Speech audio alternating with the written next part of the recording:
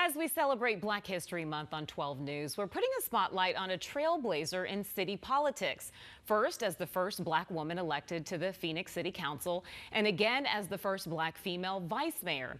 I recently had a chance to catch up with Kesha Hodge Washington about the work that she's doing representing District 8 and her new appointment as vice mayor. You were a relative newcomer to city politics, so tell me, how has the journey been so far? The best word to explain the journey has been affirming, meaning that I thought I wanted to do this to help our community, and I've been able to do that in tangible ways. Born in the U.S. Virgin Islands, Kesha Hodge Washington came to Phoenix in 1999. The one thing we have in common is heat, but not as much, but it was a life-changing transition. After graduating from ASU, Washington spent the next 2 decades as a lawyer, working for the Arizona Attorney General's office and the Arizona Court of Appeals. In a 2023 historic race, beating the incumbent by double digits, Washington became the first Black woman elected to the Phoenix City Council, representing District 8, which has the city's largest Black community.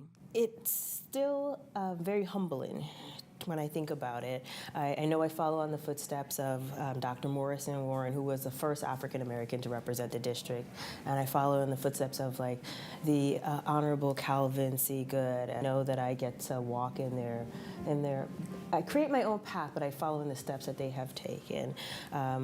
It's very inspiring. Since taking office, she's focused her efforts on affordable housing, homelessness, and job growth. What kind of progress have you made on that over the last 3 years in your district? I would say that we have made tremendous progress. In 2024, when that was completely under my leadership, my district led the number of new entitlements for housing units in our city, meaning these are actual places where individuals can actually have a home.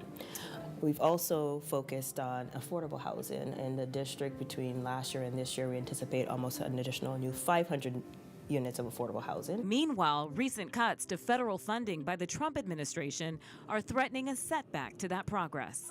If those changes hold, we anticipate about 3,000 units that will not be accessible to individuals in need.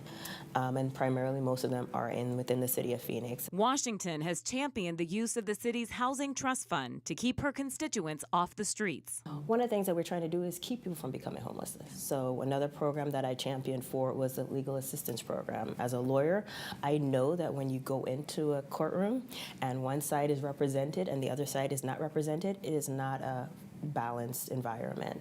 And on job growth, we continue to move forward. We have a couple projects that will be announced shortly that are moving that needle forward.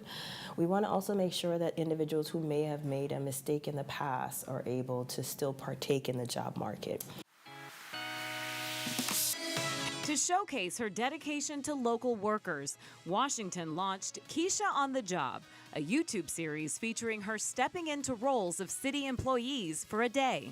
What I have done, for example, graffiti busters. I go into community, I've spray painted over graffiti. I've been a park ranger where I've talked about park safety and making sure you're pretty much hydrated along the way. So we try and do it to highlight the different opportunities at the city of Phoenix. She credits her passion for service and advocacy to the lessons learned from her working class parents. I call them two of the hardest working people I've ever known. And yet in the midst of all of that, they always showed us the opportunity or the importance of giving back to others. In January of 2026, Washington once again making history as vice mayor of Phoenix, the first Black woman to hold the title.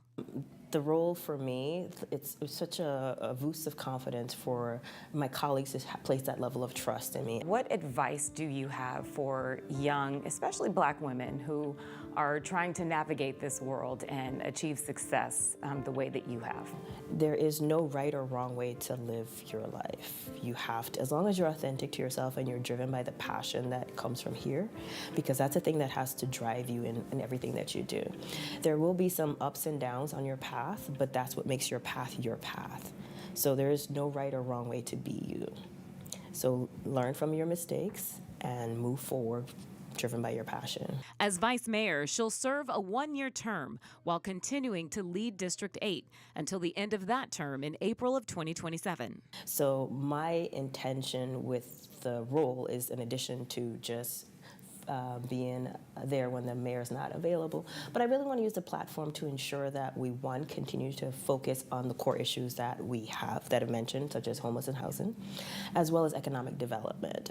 Phoenix needs to continue to be a place where everyone can live, work, and play, and too many people are having a little difficulty with the live portion, and we want them to work there, and we want them to have fun while we're here. Phoenix is a great city. And she truly is dedicated. As you can see, she doesn't Yeah. have much free time. It's a lot of No. work for her. Yeah. Did she talk about what her aspirations are in the future? She did not mention that, but I guess we will have to check back in with her. Yeah. She still has a little bit left on her term as councilwoman, and then, of course, the vice mayor position will be for the rest of the year. So we'll have to see. We'll check back in with her after that. Yeah. Well, she's still very young. She can do a lot. You do a lot, yes. Yeah.